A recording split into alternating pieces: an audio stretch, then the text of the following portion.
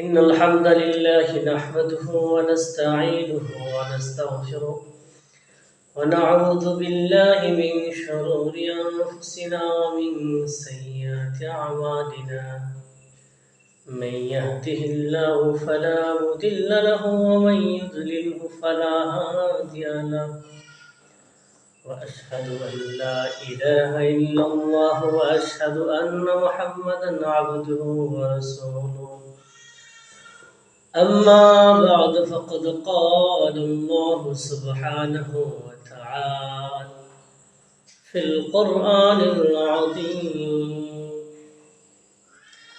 يا أيها الذين آمنوا أطيعوا الله وأطيعوا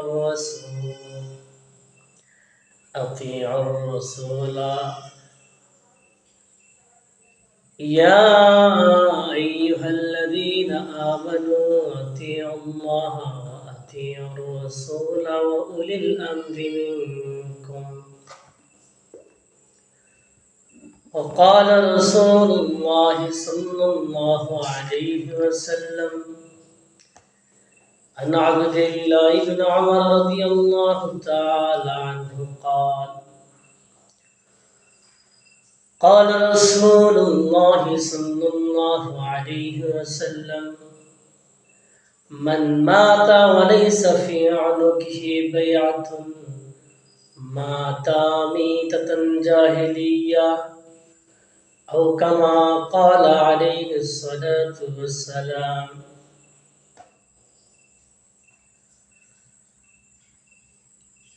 আল্লাহ পাক রব্বুল আলামিনের অসংখ্য অগণিত শুকরিয়া। আল্লাহ পাক রব্বুল আলামিন আমাদেরকে একটি দ্বীনি বিষয় নিয়ে আলোচনা করার তৌফিক দান করেছেন। প্রিয় দর্শক শ্রোতা মণ্ডলী, আজ আমরা একটি সময়ের প্রাসঙ্গিক অনিবার্য একটি বিধান নিয়ে আলোচনা করব। আমরা সমাজে দেখতে পাই যে অনেক মানুষ তারা মনে করেন যে দ্বীনুল ইসলাম শুধু কিছু ইবাদতের নাম, ব্যক্তিগত পর্যায়ে নামাজ পড়া, রোজা রাখা, হজ যাকাত আদায় করা, কোরবানি দেওয়া, বিভিন্ন উৎসবে আসলে উৎসব পালন করা। কিন্তু আমাদের সমাজের অনেক এলিট শ্রেণী এবং বুদ্ধিজীবী তারা মনে করেন, সেকুলারদের মাঝে অনেক মানুষই মনে করেন যে ইসলামের রাজনৈতিক কোনো স্টেটমেন্ট বা বক্তব্য নেই, ইসলামের রাজনৈতিক কোনো দর্শন নেই, এটা অনেকে মনে করেন। এবং তারা নিজেদেরকে ইসলামের শাসন মানতে নিজেদেরকে তারা মানতে রাজি নয়। এবং তারা অনেকে মনে করেন যে ইসলামের রাষ্ট্র পরিচালনার সাথে ইসলামের কোনো সম্পর্ক নেই। অথচ রাষ্ট্র পরিচালনা ইসলামের সাম্রাজ্যে, ইসলামী খেলাফতের যুগে হয়ে আসছে। নবীর যুগ থেকে নিয়ে আজও আমরা দেখি খেলাফতের রাশেদার যুগ, উমাইয়া যুগ, উসমানী, আব্বাসিয়াদের যুগে আমাদের ইসলামটা প্রতিষ্ঠিত ছিল রাষ্ট্র এবং রাজনৈতিকভাবে। রাষ্ট্রীয় শব্দটা যত আধুনিক, ইসলামের সাথে ইসলাম তার ভূখণ্ড কোনো নির্দিষ্ট রাষ্ট্র কাঠামো পরিধির মাঝে নিজেকে সীমাবদ্ধ মনে করে না। ইসলাম এটা অনেক ব্যাপক। আমাদের আধুনিক যুগে রাষ্ট্রের যে চিন্তা রয়েছে, সীমিত ভূখণ্ডে, সীমিত পর্যায়ে নিজেদের রাষ্ট্র শাসনকে সীমাবদ্ধ রাখা। ইসলামের সালতানাতের সম্পর্ক শুধু কোনো নির্দিষ্ট ভূখণ্ডের সাথে সীমাবদ্ধ নয়। ইসলাম তার এই সাম্রাজ্য পুরা পৃথিবীব্যাপী তার এই আধিপত্য বিস্তার করতে চায়। ইসলাম বিশ্বজনীন, ইসলাম আন্তর্জাতিক। ইসলাম চায় পৃথিবীর প্রতিটা ভূখণ্ডের প্রতিটা পরতে পরতে ইসলাম তা শাসিত হবে। ইসলামের কামনাই এটা। তো আজকে আমরা আলোচনা করব ইসলামের সাথে, ইসলামের রাষ্ট্র পরিচালনার সাথে ইসলামের কোনো সম্পর্ক আছে, অর্থাৎ রাষ্ট্রীয়ভাবে মুসলমানদের নেতা থাকবে কিনা, খেলাফত প্রতিষ্ঠিত হওয়ার বিষয়টা ইসলামের এই বিধানটা কি, রাষ্ট্রীয়ভাবে ইসলাম প্রতিষ্ঠিত করার বিধানটা কি। এই বিষয়ে যাওয়ার আগে আমরা জানবো ইসলামের রাজনৈতিক দর্শনটা কি। ইসলামের রাজনৈতিক দর্শন বা রাষ্ট্র পরিচালনার যে দর্শন সেটা হলো খেলাফত। খেলাফত শব্দে, ইমাম শব্দে কোরআনের বিভিন্ন আয়াতে শব্দটি এসেছে। আল্লাহ পাক রব্বুল আলামিন বলেন, আউযু বিল্লাহি মিনাশ শাইতানির রাজীম, ইন্নী জাইলুন ফিল আরদি খলিফা, আমি জমিনে খলিফা বানাইতে চাই। তাফসিরে জালালাইন আসছে, ইন্নী জাইলুন ফিল আরদি খলিফা অর্থ হলো যে আমি এমন একজন প্রতিনিধি বানাবো যিনি আমার শরীয়তের বিধিবিধানের আলোকে, ইসলামী শরীয়তের বিধিবিধানের আলোকে সমাজে কার্যকর করবে, ইসলাম দ্বারা সমাজকে পরিচালিত করবে, আমি তো বিধিবিধান কার্যকর করবে সমাজে।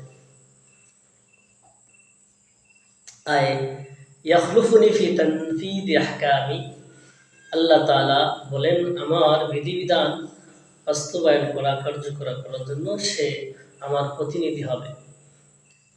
আল্লাহ পাক রব্বুল আলামিনের শরীয়তকে সামাজিকভাবে, রাষ্ট্রীয়ভাবে প্রতিষ্ঠা করবে। আমরা আলোচনার পূর্বে জানব ইমামত কাকে বলে। ইমামত, খেলাফত, ইমারত এগুলা প্রতিটা শব্দই প্রতিশব্দ সমর্থক। ইমামতে অজমা শিরোনামে ফিকহের আলোচনা আছে। ইমারত অধ্যায় হাদিসে সব কিতাবে ইমারত, প্রায় কিতাবে ইমারত শব্দে এই বিষয়ে আলোচনা এসেছে। ইমামত শব্দের আবিধানিক অর্থ হলো ইমাম হওয়া, নেতৃত্ব দেওয়া। আল ইমাম শব্দটা হলো মা'তুম্মা বিহি মিন রাইসিন আও গায়রিহি। লগাতের অভিধানের ভিতরে আসছে ইমাম শব্দের অর্থ হলো মা'তুম্মা বিহি মিন রাইসিন, যে নেতার অনুসরণ করা হয় ইত্যাদি। ইমামত, খেলাফত, ইমারত শব্দগুলোর অর্থ একই। এটা ইসলামের গুরুত্বপূর্ণ একটা বিধান। এই ইমামতের, খেলাফতের পারিভাষিক অর্থ উলামায়ে কেরাম বিভিন্ন ধরনের দিয়েছেন। قال العلامة الإمام মাওয়ারদি রাহিমাহুল্লাহ, الإمامة موضوعة لخلافة النبوة في حراسة الدين وسياسة الدنيا। আল্লামা মাওয়ারদি রাহমাতুল্লাহ আলাইহি খেলাফতের ব্যাখ্যা, ইমামতের ব্যাখ্যায় বলেন ইমামত হলো যাকে গঠন করা হয়েছে লিখিলাফাতিন নবুওয়াহ, নবুয়তের প্রতিনিধিত্ব করার জন্য, ফি হিরাসাতিদ দ্বীন ওয়া সিয়াসাতিদ দুনিয়া, দ্বীনের পাহারাদারিতে এবং দুনিয়ার নেতৃত্বে, পরিচালনার ক্ষেত্রে এই ইমামতকে এই জন্যই মূলত বিধিবদ্ধ করা হয়েছে। এই ইমামতের ব্যাখ্যায়, খেলাফতের ব্যাখ্যায় আল্লামা আবুল মাআলি আল জুওয়ানি রাহিমাহুল্লাহ বলেন আল ইমামাতু সিয়াসাতুন আম্মাহ বা জাআমাতুন আম্মাহ রিয়াসাতুন তাম্মাহ, পূর্ণ নেতৃত্ব, ব্যাপক নেতৃত্ব, তাতাআল্লাক বিল খাসা ওয়াল আম্মা ফি মুহিম্মাতিদ দ্বীন ওয়াদ দুনিয়া, যে নেতৃত্বটা বিশেষ বিশেষ ব্যক্তিবর্গদের সাথে এবং জনসাধারণের সাথে সংশ্লিষ্ট হয়, ফি মুহিম্মাতিদ দ্বীন ওয়াদ দুনিয়া, দ্বীন এবং দুনিয়ার গুরুত্বপূর্ণ বিষয়ের সাথে সংশ্লিষ্ট হয়। অর্থাৎ আবুল মাআলি জুওয়ানি রাহিমাহুল্লাহ ব্যাখ্যা করতেছেন যে ইমামত যেটা, ইমামতে উজমা অর্থাৎ ইমাম হওয়া, রাষ্ট্রপ্রধান হওয়া, আমিরুল মুমিনিন হওয়া, এটা হলো ব্যাপক একটি নেতৃত্ব, ইমামত। ইমামতে উজমা এবং রিয়াসাতে তাম্মা এবং জাআমাতে আম্মা বলার কারণ হলো যে ইমামতে সুগরা বলা হয় যে ইমামতি করেন, যিনি ইমাম হন, তাকে এই ইমামতকে ইমামতে সগরা বলে আখ্যায়িত করে দেন ফোকায়ে কেরাম। এই জন্য ইমামতে সগরা বিপরীতে ইমামতে উজমা বলে আমিরুল মুমিনিন এবং রাষ্ট্রপ্রধানকে, ইসলামী খেলাফতের প্রধান ব্যক্তিকে বোঝানো হয়। আল্লামা ইবনে তাইমিয়া রাহিমাহুল্লাহ বলেন, আল ইমাম হুয়াল্লাযী ইউতাম্মু বিহি। ইমাম ইবনে তাইমিয়া রাহিমাহুল্লাহ বলেন, ইমাম হলো যার অনুসরণ করা হয়। আমরা দেখি ইসলামী খেলাফতে যিনি রাষ্ট্রপ্রধান হন তার আনুগত্য করাটা জরুরি শরীয়তের দৃষ্টিতে। যার অনুসরণ করা হয় দ্বীনি এবং দুনিয়াবি গুরুত্বপূর্ণ বিষয়। আল্লামা ইবনে তাইমিয়া রাহিমাহুল্লাহ বলেন, আলা যালিকা আলা ওয়াজহাইনি, এই যে ইমামকে অনুসরণ করা হয় এটা দুই ভাবে হয়। আহাদুহুমা আন ইয়ারজিআ ইলাইহি ফিল ইলমি ওয়াদ দ্বীন। আমরা দেখি যে উলুল আমর যে ব্যাখ্যা উলামা ইকরাম বলছেন, আল্লাহ তাআলা হুকুম করছেন, ইয়া আইয়ুহাল্লাযীনা আমানু আতিউল্লাহ আতিউর রাসূলা ওয়া উলিল আমর। উলিল আমরের দুটো অর্থ, একটা হলো আল উলামা, আরেকটা হলো আল উমারা ওয়াল হুলাত, শাসক বর্গকে বোঝানো হয়, এবং আইম্মা ইমাম এবং উলামাদেরকে উলুল আমর দ্বারা উদ্দেশ্য নেওয়া হয়। এই জন্য ইমাম ইবনে তাইমিয়া রাহমাতুল্লাহ আলাইহি ব্যাখ্যা করছেন, যার দিকে মানুষ ফিরে, যার অনুসরণ করে, যার শরণাপন্ন হয় ইলমি এবং দ্বীনি বিষয়, বিহাইসু ইউতাউ বিইখতিয়ারিল মুতি' ওয়া ইন কানা আজিজান আন ইলজামিহি আত-তাআতা। তো যিনি আলেম হন তার অনুসরণ মানুষ করে নিজের ইচ্ছায় স্বেচ্ছায়, যদিও এই ইমাম মানুষকে আনুগত্য করা, আল্লাহর হুকুমের উপর উঠানোটা তার সাধ্যের ভিতরে থাকে না। কিন্তু বিপরীতে দ্বিতীয় যে নেতৃত্ব ইমাম, সেটা হলো ইয়াকুনা সাহিবা ইয়াদিন ওয়া সাইফ, তিনি ক্ষমতাবান হন, তার পাওয়ার থাকে, ক্ষমতা থাকে সমাজের জনগণকে, নাগরিককে আল্লাহ তাআলার বিধানের উপরে উঠাতে। বিহাইসি ইউতাউ তাওআন কারা। দ্বিতীয় নম্বর ইমাম হলো যিনি, যার অনুসরণ মানুষ করে স্বেচ্ছা এবং বাধ্য হয়। যেমন আমরা দেখি ইসলামী খেলাফতের যুগে মানুষ দ্বীনের উপরে উঠত খেলাফতের তত্ত্বাবধানে, যেখানে আইনের শাসন থাকতো, মানুষ নামাজ না পড়লে সেখানে বন্দী করা হতো কারাগারে, অন্যায় জড়িত হলে সেখানে শাস্তি দেওয়া হতো, চুরি করলে হাত কাটা হতো।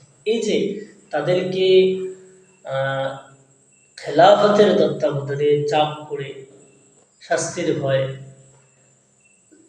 এবং বাধ্য করতে হয় দ্বীনের আনুগত্য করা, আল্লাহ তাআলা সুবহানাহু ওয়া তাআলার শরীয়তের উপর উঠানোর জন্য তারা সামাজিকভাবে রাষ্ট্রীয় তত্ত্বাবধানে তাদেরকে দ্বীনের উঠানোর বাধ্য করা হতো। অর্থাৎ যেখানে ইসলামী শরীয়তের বিধিবিধান প্রতিষ্ঠিত হবে, মানুষ গুনাহে জড়াবে না, মানুষ পরকীয়া জড়াবে না, মানুষ চুরি করবে না, জিনায় লিপ্ত হবে না, মানুষ কবিরা গুনাহ প্রকাশ্যে করা দুঃসাহস করবে না। তো এটা না করার কারণ, স্বেচ্ছায় মানুষ গুনাহ করে না, অপরাধ করাবে অথবা বাধ্য হয়ে রাষ্ট্রের ভয়ে, জেল শাস্তির ভয়ে মানুষ গুনাহে জড়াবে না। লিকাউনিহি কাদিরান আলা ইলজামিল মুতি' আত-তাআত বিত-তাআতি, মানুষকে রাষ্ট্রপ্রধানের, প্রধান শাসকের ক্ষমতা থাকতো যে সে মানুষকে দ্বীনের উপরে বাধ্য করে উঠতে, এই জন্য তার কি রয়েছে, পাওয়ার রয়েছে। ইবনে তাইমিয়া রাহমাতুল্লাহ আলাইহি বলেন, ইমামতের দুটোটা অর্থই হতে পারে এবং দুটোটাই উদ্দেশ্য হবে। কওলুহু তাআলা, আল্লাহ রাব্বুল আলামিনের বাণী, ইয়া আইয়ুহাল্লাযীনা আমানু আতিউল্লাহ ওয়া আতিউর রাসূলা উলিল আমরি মিনকুম। ফুসিরা বিউলিল আমরি বিল উমারা বিযিল কুদরা কাউমারাইল হারবি। উলামা ইকরাম বলেন, এই উলিল আমরের ব্যাখ্যা করা হয় যারা শাসক বর্গ রয়েছে তাদেরকে উদ্দেশ্য না হয় উলিল আমর দ্বারা, যুদ্ধের আমিরকেও এখানে উদ্দেশ্য নেওয়া হয়। ফুসিরা বিআহলিল ইলমি ওয়াদ দ্বীন, এবং এই উলিল আমর দ্বারা ব্যাখ্যা করা হয় আলেম এবং যারা ইলমে দ্বীনের সাথে সম্পর্ক রাখে আহলে ইলমকে উদ্দেশ্য করা হয়। কেলাহুল হক, দুটোই উদ্দেশ্য নেওয়াটা সহি আছে।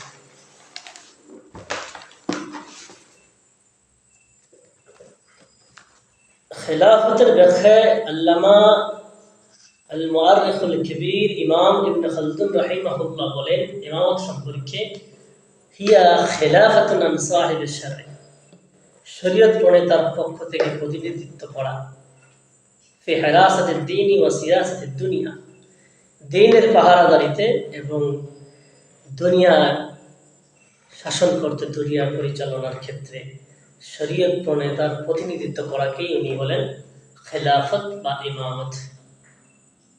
এই আলোচনা ইমাম ইবনে খালদুন রাহিমাহুল্লাহ তারিখে ইবনে খালদুন আলোচনা করেছেন। وقال ابن عثيمين رحمه الله تعالى: الخلافة منصب كبير ومسؤولية عظيمة. খেলাফত হলো এটা বড় একটা পদ এবং মহান দায়িত্ব। وهي تولي تدبير أمور المسلمين, মুসলমানদের বিভিন্ন দুনিয়াবী এবং দ্বীনি বিষয় সুন্দরভাবে সুচারুভাবে সম্পাদন করা, বিহাইসু ইয়াকুনু হুয়া আল মাসউল আল আউয়াল, সে প্রথম দায়িত্বশীল ফি যালিক সকল বিষয়। ওয়াহিয়া ফরদু কিফায়াতি, এই যে খেলাফত কায়েম করা, একজন ইমাম থাকা রাষ্ট্রের, এটা ফরদে কিফায়া, লিআন্না উমুরান নাস লা তাকুমু ইল্লা বিহা। উনি বলেন যেহেতু মানুষের বিষয়ে দুনিয়াবী এবং দ্বীনি গুরুত্বপূর্ণ বিষয়ে কার্য সম্পাদন হবে কি দ্বারা? খেলাফত ছাড়া। এই জন্য খেলাফত জরুরি, খেলাফতের জন্য একজন ইমাম থাকা জরুরি।